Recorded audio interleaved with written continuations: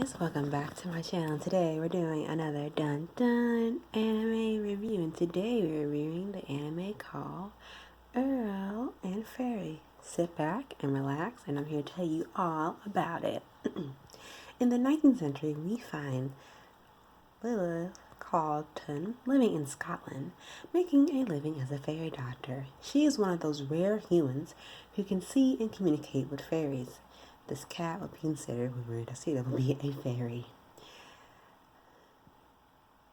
But no one believes her. However, Edgar is in some need of a vast knowledge of fairy lore, and Linda is just that person. This is Edgar. After rescuing her, he becomes her employer, but there are many secrets and emotion that seems to follow Edgar, who claims to be the Blue Knight Earl.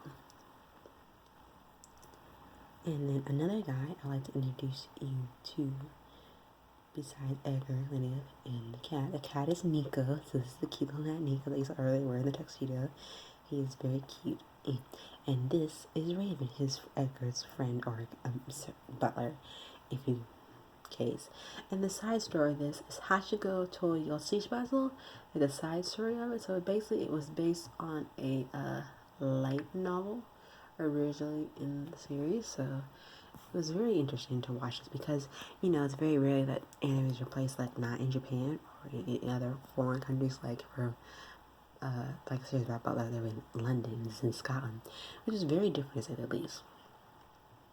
But the one thing that always oppressed me about this anime and the manga is the very attention to details. Like, look at, like, the details in, like, the cat's fur, her dress, his suit, and, like, if you look at, like, in the background of this, let me find a good picture.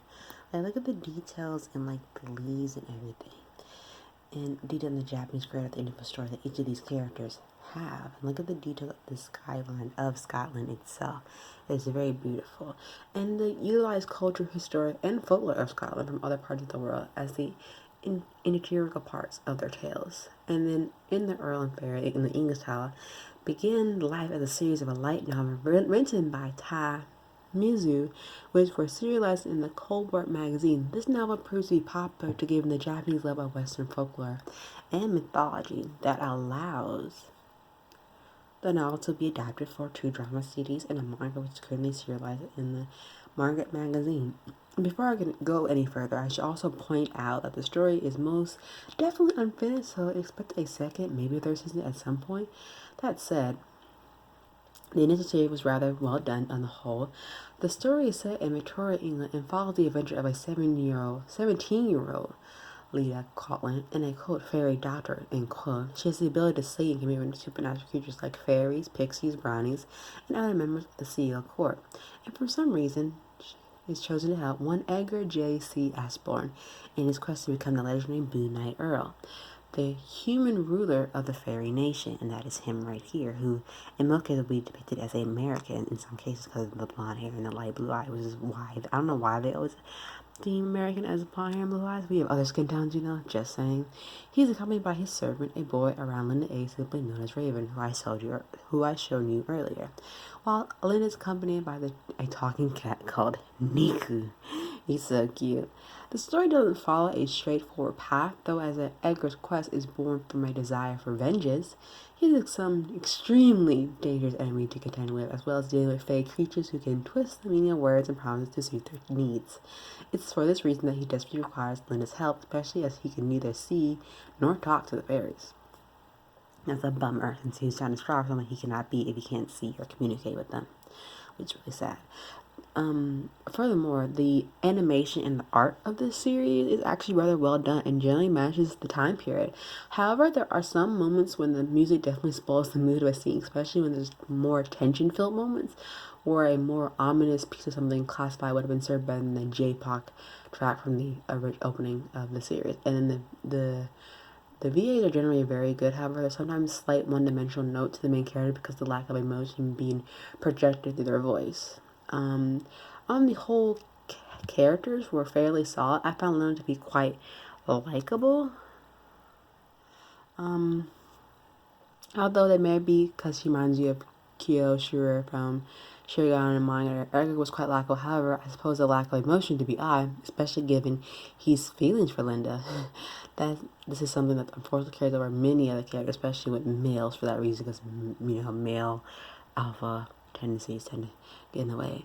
For some reason, they also need to be treated as cool Icy's attitude towards women. But when it comes to serve the story better, if they let loose once in a while, it could be argued that this keeping with the Victorian setting, but more likely because it's most definitely a shoujo anime. I find it surprising and enjoyable throughout, especially given its flaws.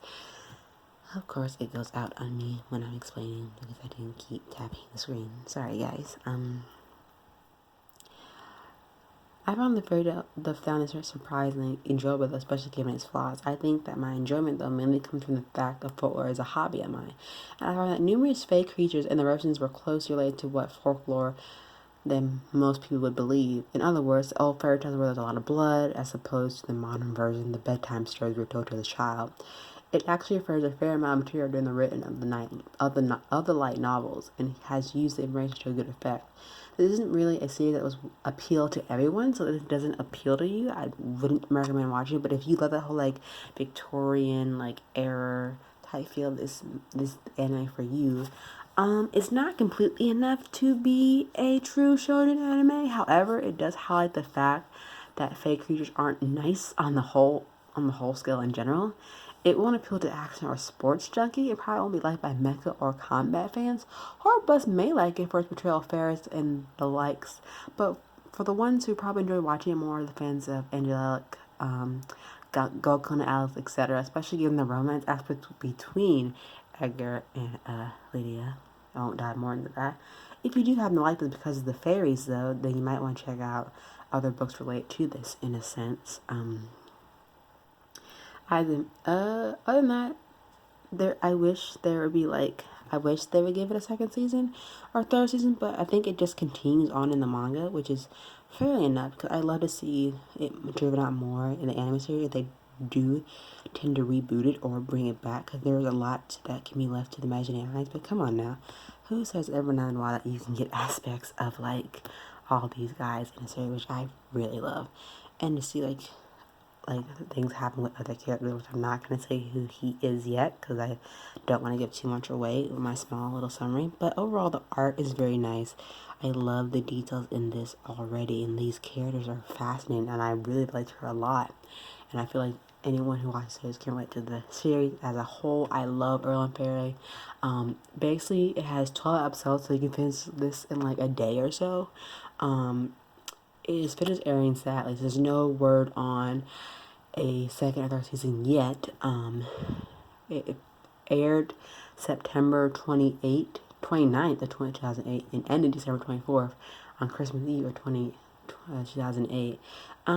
It is action, historical, magic, romance, and fantasy children. Each episode is 25 minutes per episode, and it is rated PG-13, so this is not for the young of heart, sadly. So little kids, do not watch this unless you have your older siblings watching with you, or your parents don't care what you watch, and you can watch it with them. I am not getting on trouble if y'all watch this and your parents walking on the wrong scene, because it does happen to a lot of us now, doesn't it?